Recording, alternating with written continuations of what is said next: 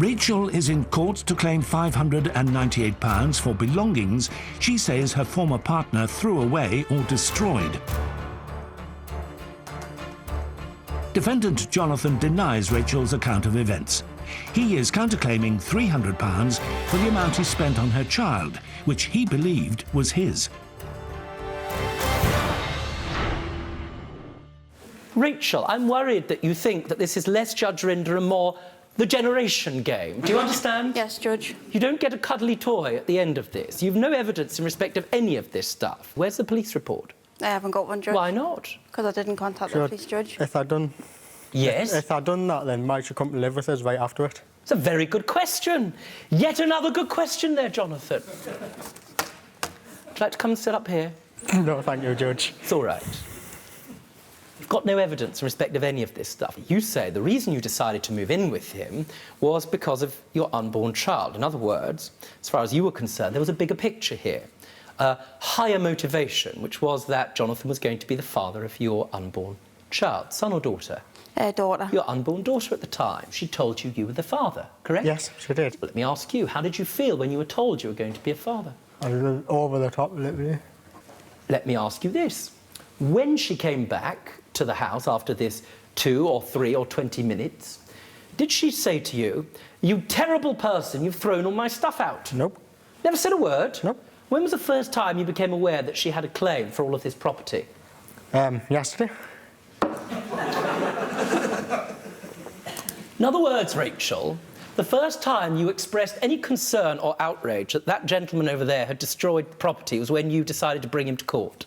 Yes, Judge. You never thought to mention it before? I've tried to get the answers out of him, but he's a hard person to find. Where did it go? The rest of it went at Omar's. I put it in the taxi myself. That's what he did. He put a lot of your property in a taxi, correct? That's why it's at your mum's house, correct? Should we sit here all day? Yes, Judge. Now, Rachel, I can understand why you might be a little bit sensitive in this case, for good reason, but don't come and lie to me. Yes, Judge. There's a more disturbing feature of this. You were very made up. You describe it in that way. You were very excited to be a father, correct? Yeah, I was. Reality is, however, you were together for a long time. Yes. Until you discovered something. What did you discover, Jonathan? I discovered that she was cheating on us. It was approximately about half a month before it was due. And how did you make that discovery? Because I got told off someone else that when I'd been out doing food shopping, that someone else had been to the flat where we were living. The plot thickens. And that person had left quickly when they found out I was on my way back.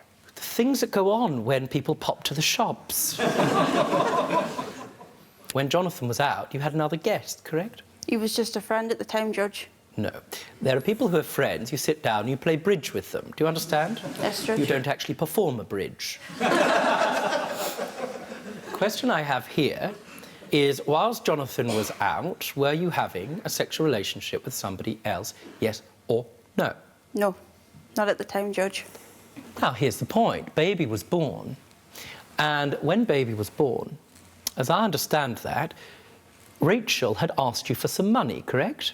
Before the baby was born, Before the baby. How much did you give her? I don't know exactly how much. Well, I've calculated. I'm guessing about 300. Rachel, do you dispute that? When we were in a relationship, that's the only time I can recall he handed us any money at all.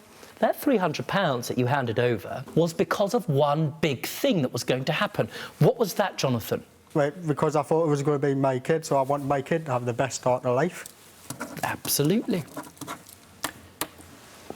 After baby was born, you had doubts that you were the father, correct? I didn't have doubts. I believed it was mine all the way through until I got the DNA back. Just pause. You believed this was your child. Now, you'd already given £300, but you believed the baby was yours, correct? Mm-hmm. What did you do to get in touch with Rachel? Well, I tried Messenger and that, and I wasn't getting any replies back. Did you tell Jonathan it was his? I says to him in the beginning, there's a possibility it could be, there's a possibility it couldn't be. Then when I got the dates back from the doctors to how many weeks I turned around and told him that it wasn't his because of the other person, the other potential father. That's a lie, Rachel. That's the truth. No, it's not. The reason I know it's not true is because there was a DNA test sorted. What was discovered? It was discovered that Jonathan wasn't the father, which I told him from the day I found out from the doctors the dates of when my daughter was due. Because despite the fact that you were living together and you represented to Jonathan that you were his true and only partner, monogamous partner, you were in fact seeing somebody else, as he rightly describes, whilst he was visiting the local shops. Correct? That's not correct, Judge. It was when we were on a break. I feel like I've died and woken up in a slightly moronic version of Friends.